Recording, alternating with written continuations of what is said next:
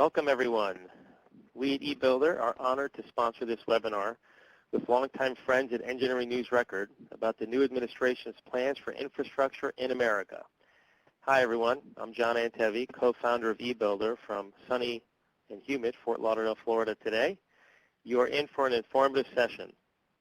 Tom Ikniowski of ENR has put together an amazing panel that will share their perspectives and observations on President Trump's plan for infrastructure. I'm certain you'll gain a lot of insight in this webinar, and I'm glad that you are all here with us today.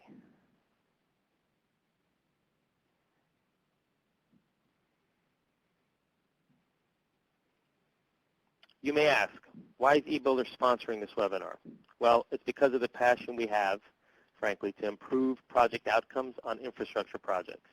In fact, last year we teamed up with Dodge Data and Analytics, along with the Construction Owner Association of America and Lean Construction, to benchmark the performance of capital projects.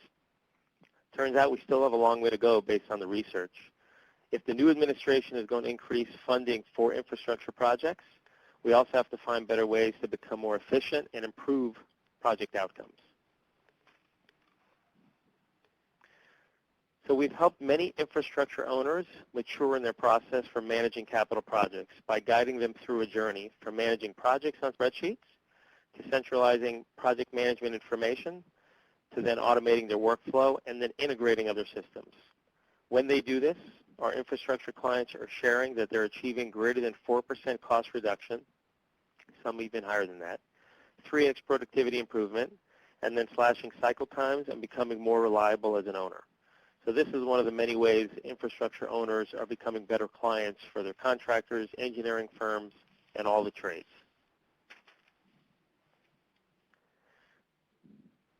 Infrastructure is a vital part of our business, and that's why we're so honored to sponsor this webinar.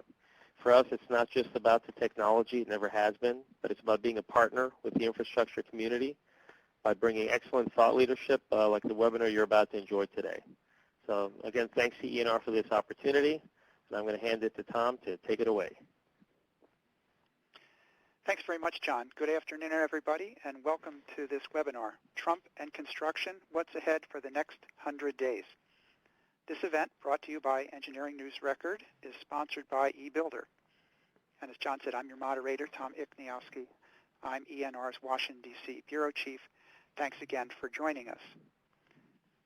Today's presenters are Jimmy Christensen, Regulatory Counsel at the Associated General Contractors of America, Steve Hall, Vice President of Government Affairs at the American Council of Engineering Companies, and Howard Gleckman, Senior Fellow in the Urban Brookings Tax Policy Center at the Urban Institute. At AGC, Jimmy Christensen oversees the association's regulatory advocacy efforts before federal agencies in areas such as safety, health, human resources, environment, and procurement. He also leads AGC's legislative push in Congress to overhaul the regulatory process. In that role, he interacts with key officials at a number of agencies, including the Department of Labor, Environmental Protection Agency, and the Army Corps of Engineers, among others, and Congress. Our second speaker, Steve Hall, joined ACEC in 2001 and is a 14-year veteran of Capitol Hill, most recently as Chief of Staff and Legislative Director for then Congresswoman Sue Kelly, Republican of New York. Before joining the Kelly office in 1995, Steve served for 2 years as Senior Legislative Assistant on the staff of Congressman Bill Zeliff, Republican from New Hampshire, where he handled the congressman's work on the Transportation and Infrastructure and the Government Operations Committees. Our third speaker, Howard Gleckman, edits the Urban Institute's fiscal policy blog, TaxVox, and the daily news summary, The Daily Deduction. He also is affiliated with Urban's program on retirement policy, where he works on long-term care issues. Before joining Urban, Howard was senior correspondent in the Washington Bureau of Business Week, where he was a 2003 National Magazine Award finalist. He was a 2006 and 2007 Media Fellow at the Kaiser Family Foundation and a visiting fellow at the Center for Retirement Research at Boston College from 2006 to 2008. And just for full disclosure, Howard and I were colleagues for a number of years at McGraw-Hill when that company owned both Business Week and ENR. Now, before we begin today's presentation, please enjoy this brief instructional video on how to use your webinar console. Welcome to this webinar. Before we begin the presentation, I want to provide you with a few housekeeping items. On your screen, you will see a taskbar with icons. Each icon is assigned to a particular element of today's webinar. After the webinar is over, please take our survey to tell us how we've done. Throughout the presentation, you can network with others or submit questions to the speakers in the box next to the slides. Download resources from the folder icon. Today's event is being recorded and archived and will be available within 24 hours. For on-demand questions or comments, send us an email by clicking Email Us. If you experience any technical issues today, please refresh your browser by hitting F5 for a PC or Command-R for Macs, or email webinars@bmpmedia.com for one-on-one support. And now I'm excited to turn it over to today's moderator.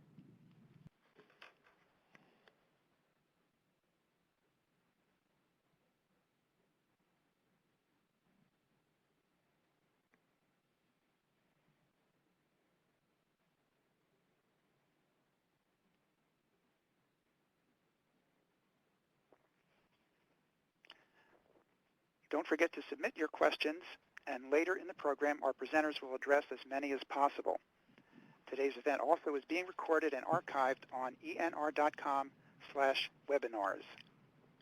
And now, I'm happy to begin by turning it over to today's first presenter, Jimmy Christensen of AGC. Jimmy. Thanks, Tom. Well, the title of today's webinar is What's Ahead for the Next 100 Days.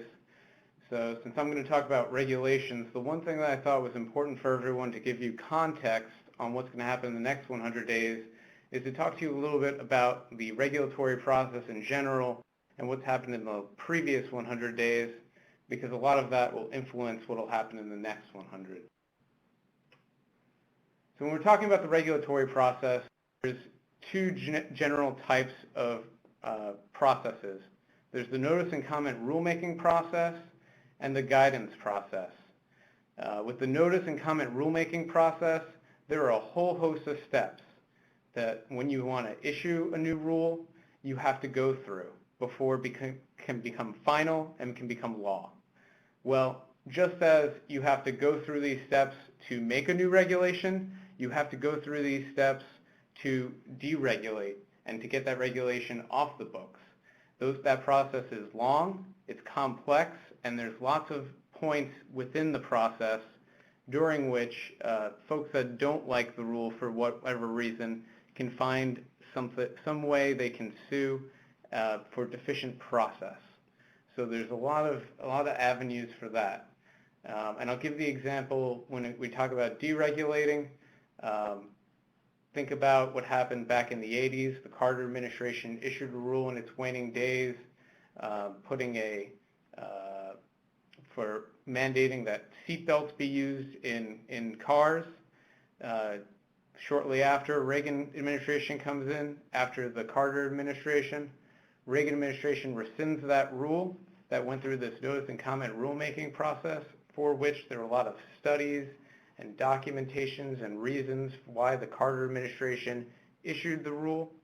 Well, when the Reagan administration rolled back that rule, they didn't necessarily have a lot of reasons aside from just not liking it, but that wasn't enough to impress the Supreme Court, and they said you couldn't do that. Keep that in mind for when we get to WOTUS later. On the guidance side, you got to remember that guidance is not like making a rule. It's literally something an agency can pull out of their hat, put it to pen to paper, and it's here to stay. It's usually an interpretation of the of an agency's rule, but practically speaking, for any company out there, it's just as effective as the force of law from a practical standpoint on your company. But just as it's here one day, it could be gone tomorrow, and I'll use the example of in the waning days of the Obama administration, the Education Department issued a guidance on transgender bathrooms in schools. Well, shortly thereafter, when the Trump administration came into play, and the Department of Education said, we're going to throw that guidance in the garbage. That happened overnight. So, what's been going on in the agencies? We've had a number of executive orders that are looking to roll back the regulatory process. Again, in a lot of cases, that'll take time. They've been forming these regulatory task forces. They've been looking for a lot of rules to streamline, rules to get rid of. Now you've got this 1 in, 2 out process. The Obama administration has left a target-rich environment for rules, issuing more than 20,000 in 8 years, many of which that came in the last 4. So there's a lot out there. What's been going on in D.C. is you have a lot of interest groups that have been making their lists, and the agencies are acting like and checking them twice. You have a lot of organizations like AGC and ACEC, I'm sure, and others that have been putting together their lists. We're no different here at AGC. We have a list of 51 pages long of different regulations and reasons why we want to see those regulations either repealed, tweaked, or kept. So there's a lot of things out there that we kept our eyes on, and these regulatory agencies are now looking for avenues to address. So let's talk about the next 100 days. A lot of that is still going to be focused on the Obama administration rules and addressing those and rolling them back to the extent that they can be. At the Department of Labor, you have Silica, the Silica standard in place. We saw that OSHA recently kicked back the enforcement date to September 23rd from July 23rd, although the compliance date of June 23rd, is still in place. We think that it would, on Silica, I would be surprised if we didn't see an additional either 3-month extension from September happen, or even a year-long extension from the initial June 23rd, 2017 compliance date, kicking that June 23rd, 2018. That's at least on the wish list. It's something that we're pushing the Department of Labor. I wouldn't be surprised to at least see an additional kick of 90 days at some point. Post-incident drug testing, that was a big deal in the record-keeping realm. This is something that came in the form of guidance on a record-keeping rule, where there was basically an indication from OSHA that they would restrict post-incident drug testing by employers. That has been issued through guidance, and just as I showed in that chart before, guidance is not like a rule. It could be here today and gone tomorrow, and that's one of the low-hanging pieces of fruit that we hope that OSHA will take advantage of. But just like there's a problem right now in general, whether it's with DOL or other agencies, there's not a whole heck of a lot of Senate-confirmed folks that are running these agencies. For example, we have only 26 out of 556 Senate-confirmed positions that have actually been confirmed by the Senate for Trump political appointees. That's a whole lot of empty chairs that are around these agencies here in Washington, D.C. So it's really hard to get a lot of this regulatory reform done without the leaders in place. I can also say that we're still working with folks at the agency at the career level, but they're afraid to do a lot of things until those senior leaders are in place. But that's why we saw, I would say, that just the 90-day extension on the Silica side. Overtime is obviously something that we're looking at. The DOL secretary has only been in place for less than a week, but that was something that he indicated in his testimony, that he would maybe not completely get rid of the rule, but maybe change the threshold from doubling the overtime threshold from the high 20s that it was to the high 40s that they wanted to go under the Obama rule, and bring it back somewhere in the mid to lower 30 areas, $1,000. And then we've also got the crane operator certification is obviously of interest. That expires in November of 2017, and something that OSHA is taking a look at as well. And we hope that at a minimum that they'll extend that date so that all of our cranes around the country can continue to operate.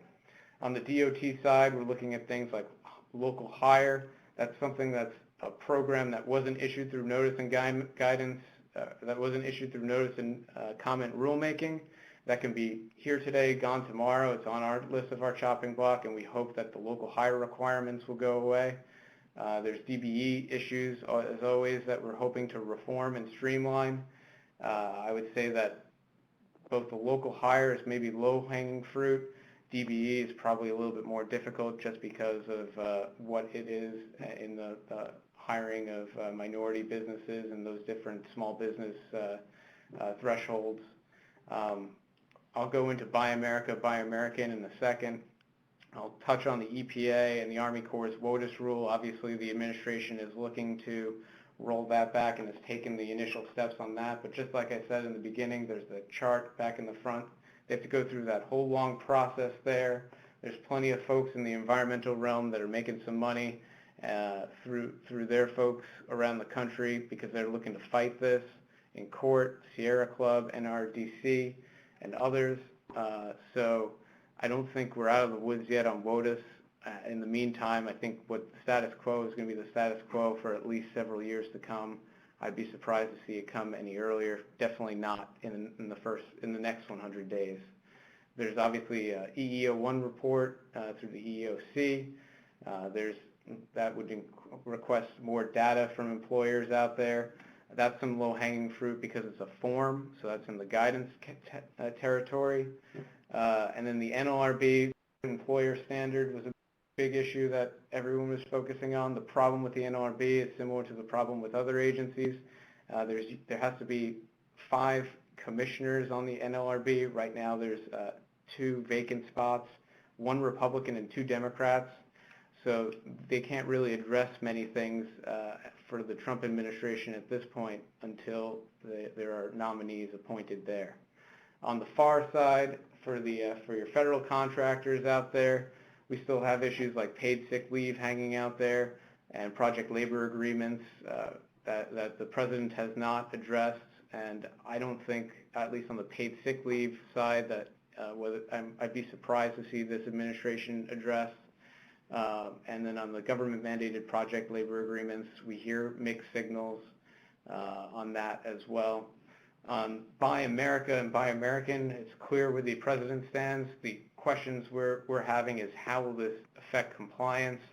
I think it's going to be confusing in the field. I think it's going to be more difficult because you're going to have a situation now where federal contractors that do direct work with federal government are going to probably find themselves having to follow rules like those in the transportation realm had to follow as to the more narrow standard of Buy America.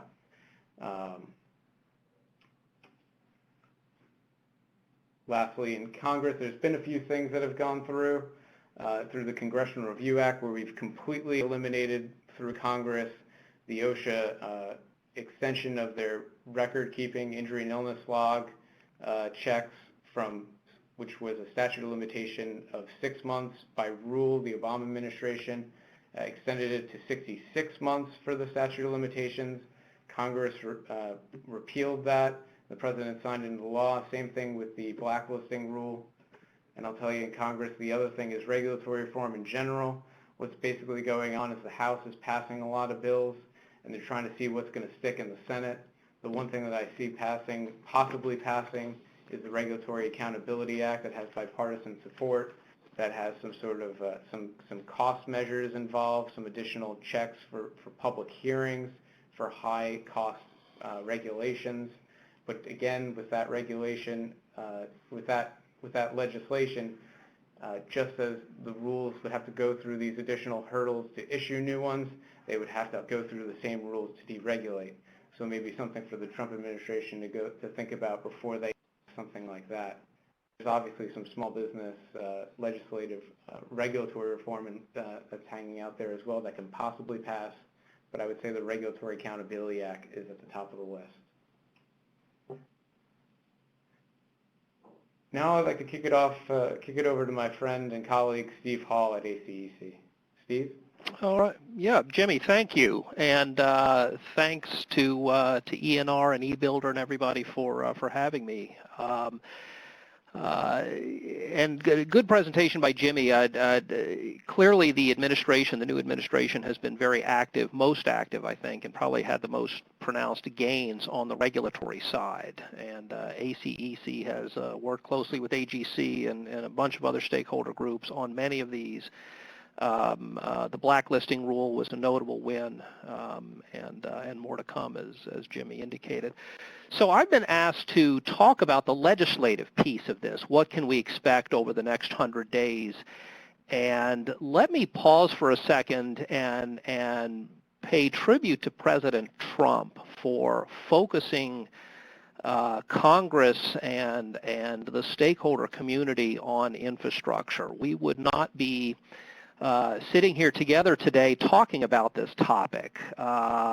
Stakeholder groups like ACEC and AGC wouldn't be meeting on a weekly basis. We had a meeting yesterday with the U.S. Chamber and a bunch of other groups to discuss plot strategy, talk communications, all related to the President's infrastructure initiative this year. He talked about it during the campaign. Both candidates talked about it during the campaign. He talked about it election night, his first address to Congress.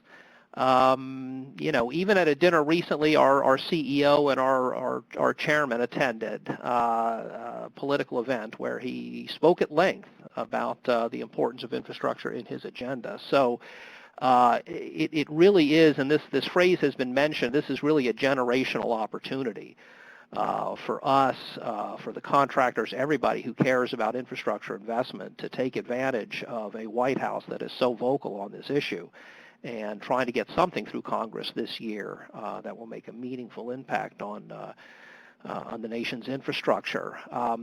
Now, the first thing out of the gate has been, unfortunately, his budget request for the next fiscal year, for 2018, which took a hatchet to a number of infrastructure programs, and as the slide indicates, sort of summarize some of the major hits there. On the transportation side, water, wastewater, budget for the Corps of Engineers, community development block grants eliminated completely.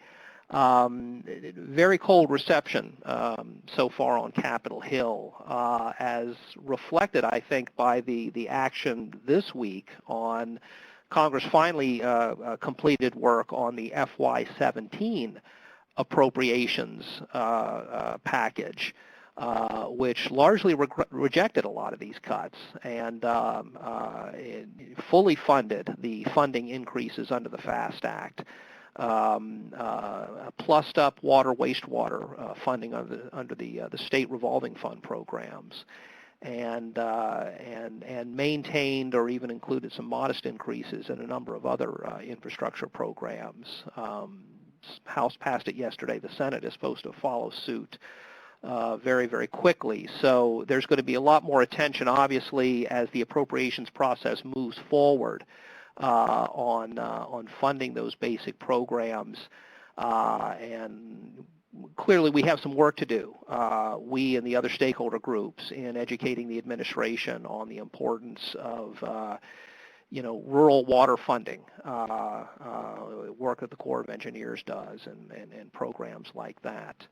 So looking ahead, let's talk a little bit about what we know, and unfortunately we're still kind of in the speculation phase of what we know about the President's program, what he wants. The only certainty really is the number, $1 trillion over 10 years. That's the only bit of detail that has really come out of the White House. Based on what he's talked about, what his people have talked about, documents during the campaign last year, I think the plan envisions tax credits or some sort of tax incentive to spur private investments, to support public-private partnerships, coupled with regulatory reforms that will streamline the process, make it easier for good projects to move forward.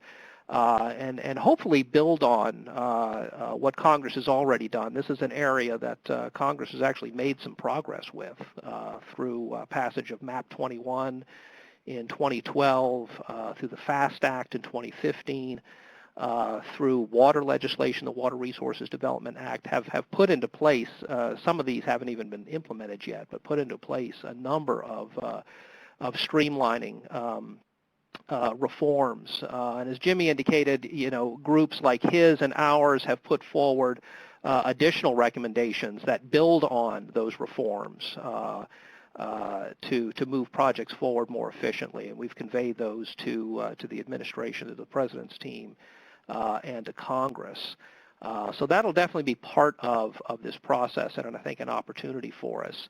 The President wants transformational projects. A lot of attention has been focused on big things, and a broad scope of projects, not just the traditional transportation water infrastructure, but broadband.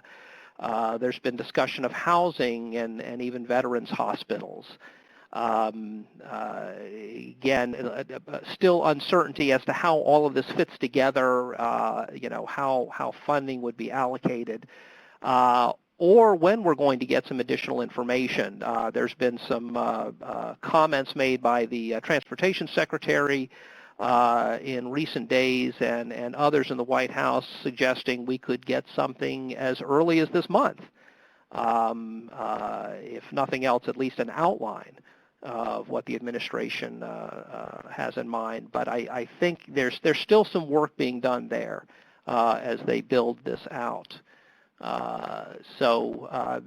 We continue to eagerly await that. I think the groups out there are very excited, eager to see what he's proposing and to take that, work with Congress, and get something through this year.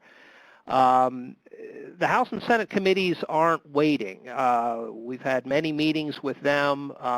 They are working on components of legislation that reflect their members' wishes and sort of their vision of what an infrastructure package ought to look like. One of the key objectives for ACEC, I think AGC is on the same page, and most of the other groups, is we want to see a combination of things. We want to see, in addition to the incentives for public-private partnerships, and those are fine where they work, we'd like to see additional funding for the traditional federal infrastructure programs, the Highway Trust Fund, which is going to face a real solvency crisis at the end of the FAST Act, the state revolving fund programs, other core infrastructure programs that support infrastructure needs around the country that don't necessarily lend themselves to P3s. And that's a theme that we heard during the cabinet confirmation process. Secretary Chao and others were questioned on this topic, and before committees chaired by senators from rural states, who made the point that P3s don't necessarily play well in their areas. So they want to see something that is relevant to them as well. And I think that that feeds into and supports our agenda that we'd like to see a package that includes both of those things, both direct funding as well as incentives. It does offer us an opportunity. As I mentioned before, the Highway Trust Fund, the balance falls off a cliff at the end of 2020. It's fully funded through the FAST Act, but then Congress and the administration is confronted with another funding crisis. And this, of course, happens to be the very year that President Trump is running for re-election. So the infrastructure package offers an ideal opportunity to fix that problem before it becomes a problem. And then, of course, put funding into some of the other infrastructure programs, water, wastewater, things of that nature.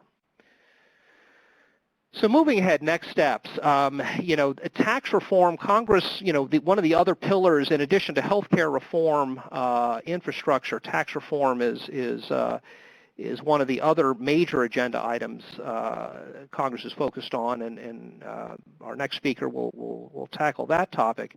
But it continues to be the presumed vehicle for infrastructure. The problem is as Howard will go into, I mean, this is tough. You know, comprehensive tax reform is not easy, hasn't happened since 1986.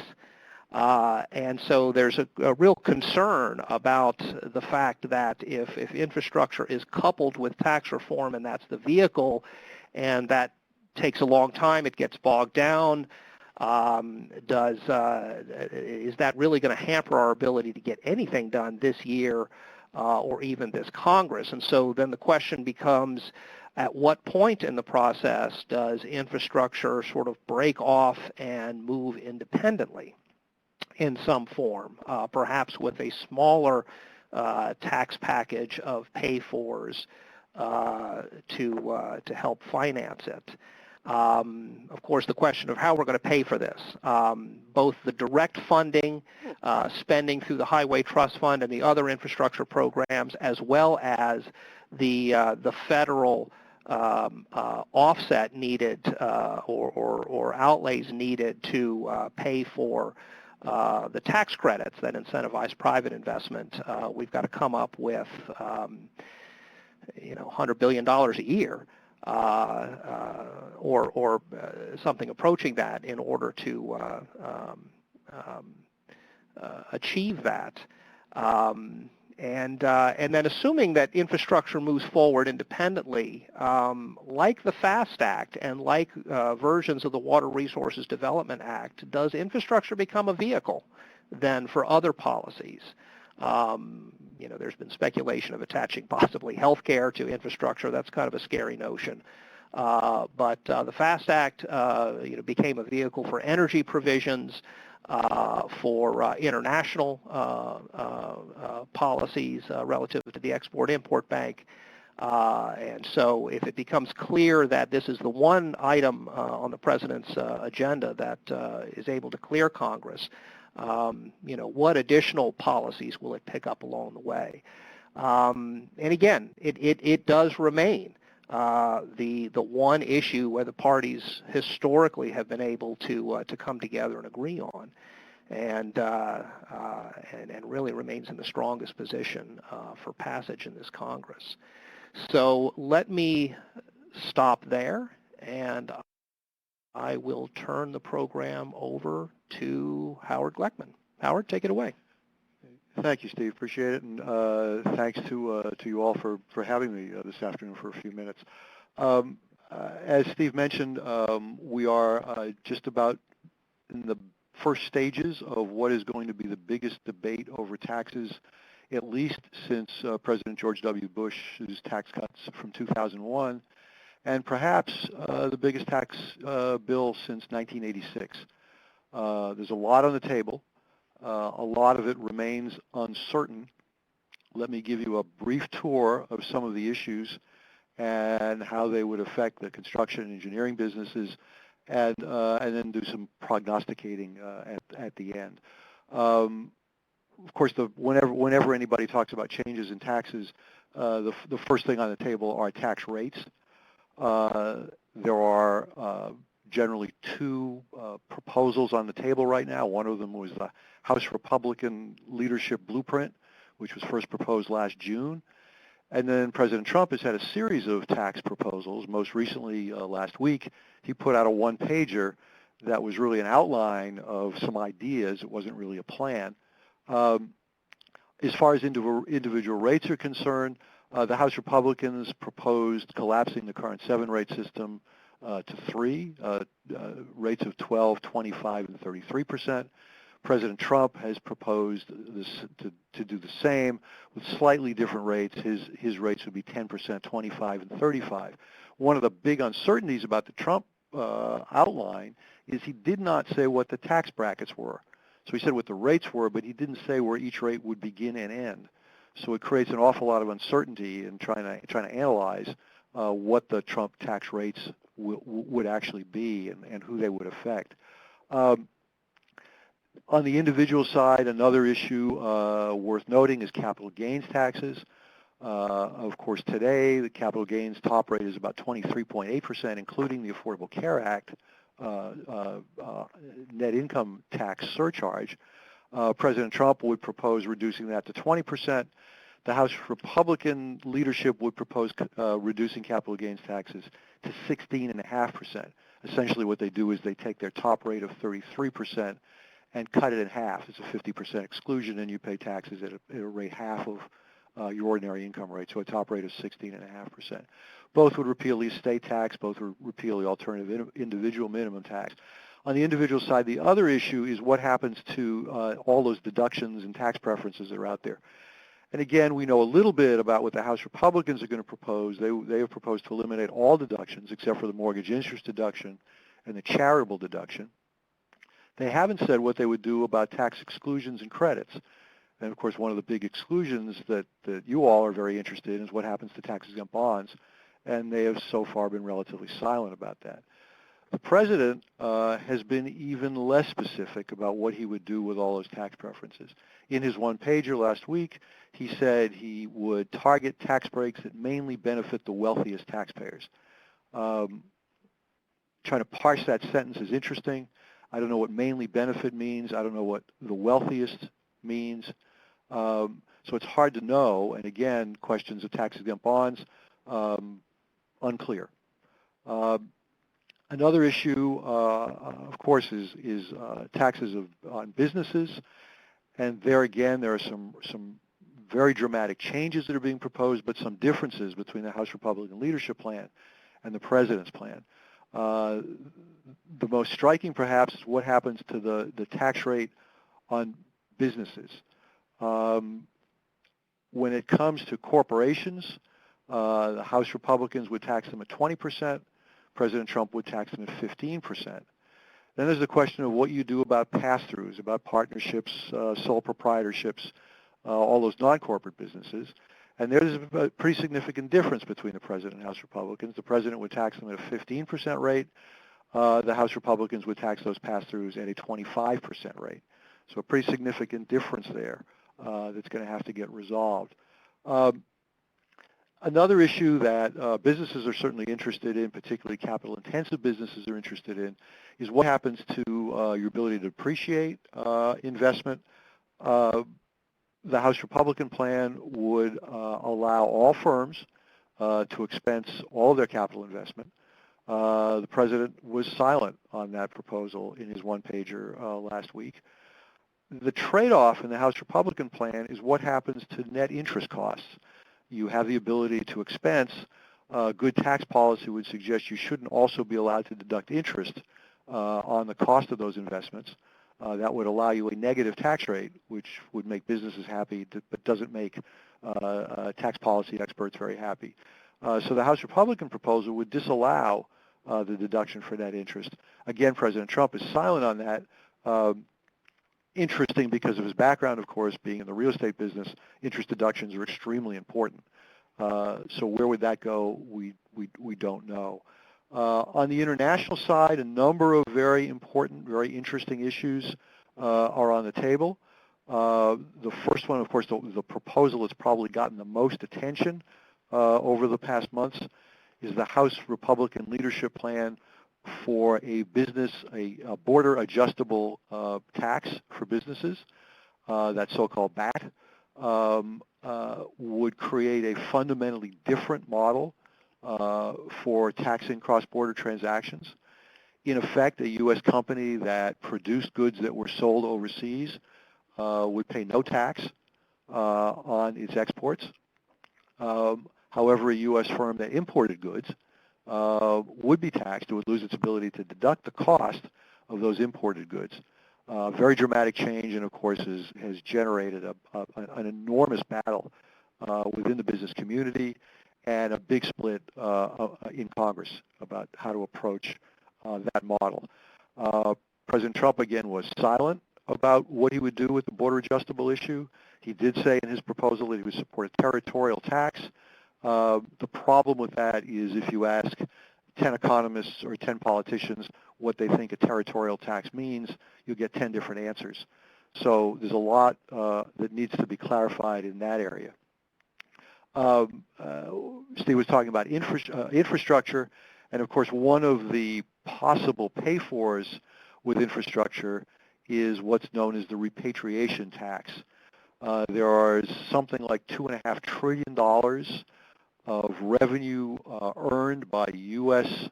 Domiciled companies that are sitting overseas that are untaxed. The current tax system allows those firms to defer taxation until they return them to the United States to invest. So about $2.5 trillion has not been returned while companies wait and see how that's going to be taxed. The House Republicans have proposed a dramatic reduction in tax rates on that money, but the money would be taxed. The ability to defer income would be lost. And it would be taxed for cash at a rate of 8.75%, for other assets at a rate of 3.5%, and it would be payable over 8 years. The President has said that he favors this idea of repatriation, but has offered no details about rates or a period of time over which the tax would have to be paid. That, though, is a significant amount of money, and there has been some talk about using those funds to pay for an infrastructure bill. In a minute, I'll tell you why I don't think that's going to happen, but it is certainly something that's on the table. The last issue involving corporations and businesses is, as with individuals, what to do about the tax preferences that are out there. How much of these rate cuts would be financed by eliminating tax breaks, credits, deductions, and that sort of thing. The House Republican plan said it would repeal what it calls special interest tax breaks, did not say what those were. The Trump proposal was even less specific. It simply said it would repeal tax breaks for special interests, again, without saying what those were. The last set of issues, of course, involves tax-exempt bonds. Very important for you all who are doing public projects. An important issue to think about here, of course, there's some possibility, I think it's remote, there's some possibility that they could actually eliminate the exemption for municipal bonds. I don't think that will happen. But it's important to note that any tax reform or any tax bill that reduces tax rates makes tax-exempt bonds less attractive. If today I'm paying at the 39.6% tax rate, I am looking for exempt income because it reduces my taxes 39.6 cents on the dollar. But if my tax rate is only 33%, or if I'm a business and it's maybe 25 or even 15%, the value of that tax exemption is much less, and therefore I will not be willing to, I'll put it the other way, I'll require a higher interest rate in order to buy tax-exempt bonds, making the cost of borrowing higher for state and local governments and the cost of projects higher for state and local governments. The last issue that's on the table in that realm is the old idea of BABs. Those, of course, were around and then disappeared, and there's some possibility that those could come back. Again, we'll see. There's some interest on Capitol Hill in those projects. Have not heard anything from the President about those. Let me talk for just a minute about the prospects for all this. The first question is, are we talking about a tax cut or are we talking about tax reform? My own view is that tax reform is too heavy a lift. Tax reform not only creates winners by lowering tax rates, but because at least it is somewhat paid for itself by eliminating tax preferences, it also creates a large number of losers. Anybody who's been around Washington for any length of time knows that what tends to happen is the winners don't spend a lot of time thanking you if you're an elected official, but the losers kick and scream and make a huge amount of noise. Politicians generally don't like to find themselves in that position. The President has used the phrase tax cut and tax reform interchangeably. They're not the same. Without some very strong support from the White House for eliminating tax preferences, it's hard to imagine that Congress would do that on its own. Then there's, of course, the reconciliation problem. You've all heard about this. This is this issue about if you do a tax cut, can it be temporary or permanent? The benefit of using reconciliation, of course, is you could pass a bill with 50 votes in the Senate. You don't need any Democratic votes. They're not going to get any Democratic votes. So it's very important for the administration and for the Republicans to have that mechanism. The downside is that if they pass a tax bill that loses revenue over a 10-year period, that tax bill expires after 10 years. That's what happened with President Bush's tax cut. You may remember the fiscal cliff that we went through a couple of years ago. That was because the 2001 tax cut expired. So that's going to be an interesting trade-off that the leadership and the White House is going to have to decide. We'll see where it goes. Then the last question, of course, is when is this going to happen? The title of this program is The Next 100 Days. I can assure you that we're not going to have a tax bill enacted in the next 100 days. That's about probably the thing I'm most confident about in this whole presentation. The question is, when is it going to happen? Will it happen in 2017, 2018, or sometime beyond? Frankly, I think it's going to be very difficult for Congress to finish this work this year. You may have not heard yet, but the House did just pass, barely by 2 votes, the American Health Care Act. That's now going to go to the Senate. This is going to be an extremely complicated, difficult process. There's a capacity issue because the Senate Finance Committee, which does the tax bills, also has a major role to play in health care. There's only so much they can do at a time. This bill also means they've asked rank-and-file Republicans to make a vote that a lot of them didn't want to make, to turn around later this year and ask them to make another vote, particularly on tax reform, that many of them might not want to make, is going to be very difficult. So I think the chances of doing this in 2017 are slipping. I think there is still a very good chance that they'll do something in 2018. It's likely to be a tax cut rather than tax reform. And with that, I think I'll turn it over to Tom, and we can get some questions. Thanks, everybody, for great presentations, very insightful, informative. And now it's time for questions. Everyone in the audience, please feel free to send us some questions. Let me begin with one that I think this is either for Steve or for Howard or both. One of our listeners says, "What is the future of the gas tax?" In capital letters, he writes. I'll take a crack at it. I'll take a crack at it first. I think the chances of Congress enacting an increase in the gas tax are about zero. I've talked to the most liberal Democrats from the most urban areas in the country who have said they don't see a path towards raising a gas tax. And if they can't do it, it's hard to see anybody else doing it. Yeah, this is Steve. I would agree with that. It's definitely going to be a challenge. It's interesting that the president seemed to suggest this week and his press secretary that the gas tax might be on the table.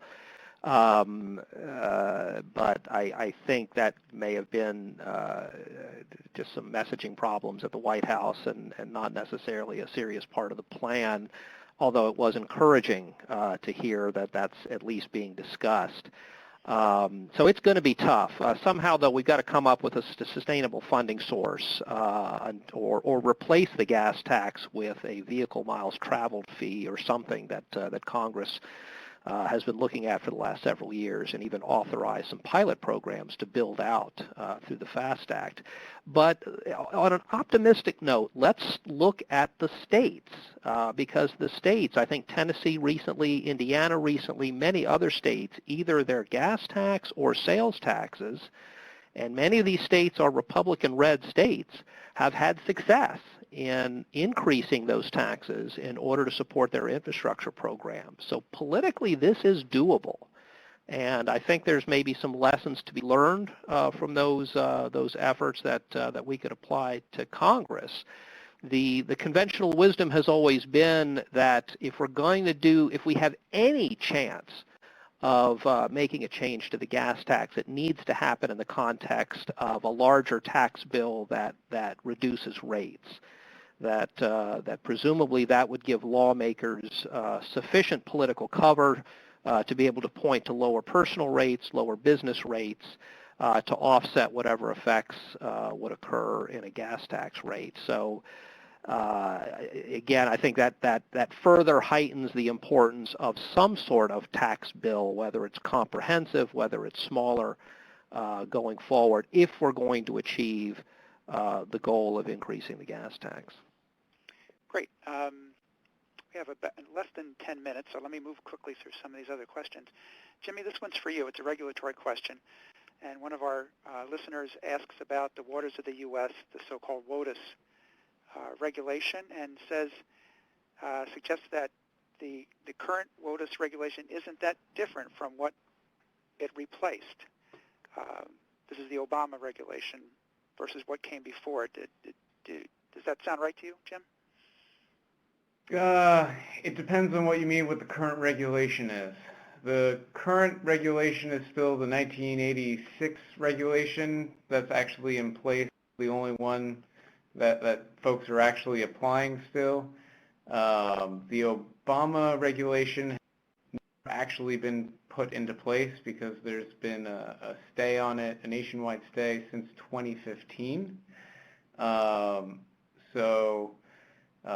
Technically speaking, the Obama regulation has never been in place, but if we're talking the substantive differences between the old rule, the 1986 rule, which is technically the current rule out there, and the Obama rule from 2015, the big issue is what it defines and the lands that it covers, especially in regards to intermittent streams and waters and tributaries. And we've found, based on some geological maps from government agencies, that it would actually cover more lands than the traditional rules. So that would allow the federal government to have more jurisdiction over waters throughout the country than it did under the 1986 rule. So I would contend with that, saying that they're pretty much the same. Okay. We have two questions that each treat and ask about public-private partnerships, P3s. These are two kind of variations on the theme. One person in the audience asked, what are the primary barriers to seeing a much higher rate of P3 projects than we do today, and what can be done about that? And a related question is, let's see here, with the Trump plan apparently depending to some degree on public-private partnerships, would this lead to in the infrastructure business being an industry that attracts even more private funds? In other words, how can public-private partnerships be expanded? Maybe that's for Steve. Well, let me try to take the first question with respect to barriers. I think there are several. I'm not sure that P3s have really, whereas they've been embraced in Europe and elsewhere around the world and are kind of part of the infrastructure culture there, they really haven't broken in yet in any significant way in this country, and for a variety of reasons. I think one of those, and this is sort of at the heart of what the President has talked about, relative to P3s and incentives that will provide a higher rate of return, basically, for investors. What can we do to make these a more attractive investment? And a more secure investment. So that's one potential barrier that needs to be overcome and presumably would be addressed in whatever we receive from the White House. And then the second that we hear all the time is, at least for investors and for all of the elements that make up project delivery, is just uncertainty, political uncertainty. Going through the process of educating state and local government officials on the benefits and expending an enormous amount of time and resources to do that, and then get very close to the project, and then local elected officials just pull the plug. So that lack of assurance, perhaps, is another significant barrier. Beyond the rate of return, and then just like I said, that cultural acceptance. Right. I just chip in on that there are a number of states where public-private partnerships are not legal, and that, of course, would be a barrier. So it's not just having the impetus from the federal side. You still have to see what's going on the ground in individual states. Sure. Another regulatory question asks about H-1B visas and mentions that many employees are working with H-1B visas, including in the engineering field. How would the President's changes in immigration policy affect the workforce, maybe particularly that sector? Jimmy, do you want to take a crack at that? Sure. I know that in the traditional construction field, as far as the folks that are working on the projects, the skilled labor there are not going to be affected in general, at least by the most recent Buy America, Hire American executive order, for example, because that impacts the H-1B visas. However, as far as on the engineering side, and for those with more engineering skills and technical skills, or those that are perhaps BIM trained or computer programmers, there's legitimate fear that there could be some sort of slowdown in that process as far as getting those visas. I think it's something that, especially for the engineering side, it may be of more concern, but on the construction contractor side, the H-2B visas are the ones that we focus more on. So those weren't touched in the executive action, the most recent one. But that doesn't mean that there couldn't be a new executive action as well. So. Yeah, Tom, this is Steve. I think there is concern on the engineering side. I don't know that it's necessarily been felt yet by the firms, or we haven't heard as such. But yeah, a lot of worry. Many firms do depend on H-1B visa holders to fill the talent pool that's needed. We don't get very many of those H-1B visas to begin with. And so anything that makes them harder to get is going to be a problem for this industry. And I would just add to what Steve said and with many of these different executive actions, we're still waiting and seeing in a lot of cases, and this is one of them, because most of these executive actions that the President has put into place require other agencies to do actions. So we're still in the wait-and-see mode to see exactly what actions those agencies take. One quick question. We have less than a minute.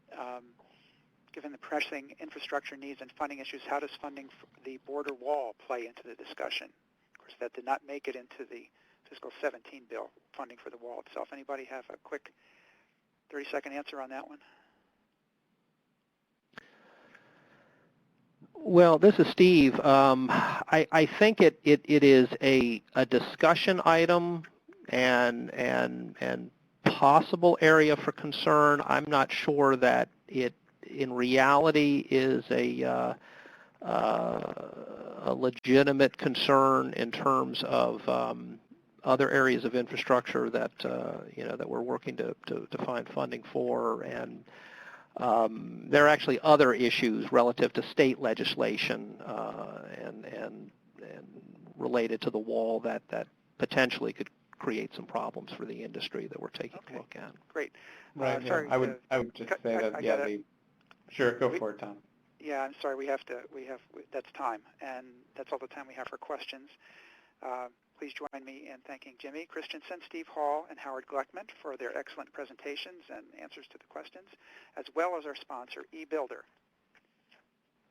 If you have any additional questions or comments, and I'm sorry we didn't get to everybody, please don't hesitate to click the Email Us button on the console.